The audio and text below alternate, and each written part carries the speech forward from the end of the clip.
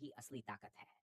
दुनिया में बहुत लोग बाहर की चीजों को जीतने की कोशिश करते हैं, पैसा, नाम, लोगों की सोच। बट सबसे बड़ी जीत हमेशा अंदर की होती है। जो इंसान अपने मन, अपनी आदतों और अपनी इच्छाओं पर नियंत्रण पा लेता है, वही असली विजेता बनता है। तुम्हारा मन तुम्हारा सबसे बड़ा दोस्त भी है और सबसे खतरनाक दुश्मन भी। जब तुम उसे दिशा देते हो, वह तुम्हें ऊंचाइयों तक ले जाता है। लेकिन जब तुम उसे खुला छोड़ देते हो, तो वह तुम्हें आलस, डर और बहानों में फंसा देता है। फर्क सिर्फ इतना है, कौन किसे कंट्रोल कर रहा है। हर सुबह जब तुम उठते हो, तुम्हारे सामने दो रास्ते होते हैं। पहला रास्ता आसान होता है, सोते रहो, टालते रहो, आराम चुनो। दूसरा रास्ता मुश्किल होता है, उठो, मेहनत करो, अपने लक्ष्य की तरफ बढ़ो। खुद को काबू करने का मतलब है हर बार उस मुश्किल रास्ते को चुनना, चाहे मन कितना भी विरोध करे। तुम्हें यह समझना होगा कि तुम्हारा मन हमेशा शॉर्टकट ढूंढेगा। वह कहेगा, आज नहीं, कल से शुरू करेंगे। वह तुम्हें आराम का लालच देगा। लेकिन सच यह है कि कल कभी नहीं आता। जो कुछ करना है, वह आज ही करना होगा। यही आत्मनियंत्रण की असली परीक्षा है। जब मन मना करे, तब भी सही काम करना।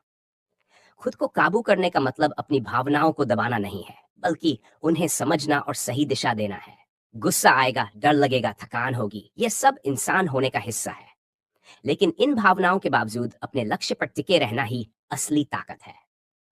जब तुम अपने मन को काबू में रखना शुरू करते हो, तो शुरुआत में यह बहुत मुश्किल लगता है। ऐसा लगता है जैसे तुम खुद से लड़ रहे हो। लेकिन यही लड़ाई तुम्हें मजबूत बनाती है।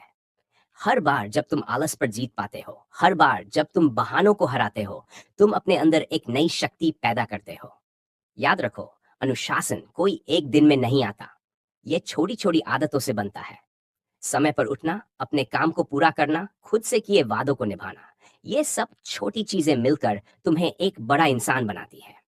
और यही आदतें तुम्हें दूसरों से अलग बनाती है। दुनिया में बहुत लोग टैलेंटेड होते हैं, लेकिन हर कोई सफल नहीं होता। क्यों? क्योंकि टैलेंट से ज्यादा जरूरी है कंट्रोल।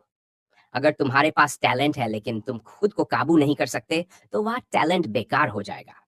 लेकिन अगर तुम्हारे पास आत्मनियंत्रण है, तो तुम साधारण होते हुए भी असाधारण बन सकते हो। जब भी तुम्हारा मन तुम्हें कमजोर बनाने की कोशिश करे, खुद से एक सवाल पूछो, क्या मैं अपने मन का गुलाम हूं या उसका मालिक? यह सवाल तुम्हें हर बार सही दिशा देगा, क्योंकि सच में तुम वही बनते हो जो तुम अपने मन को बनने देते हो।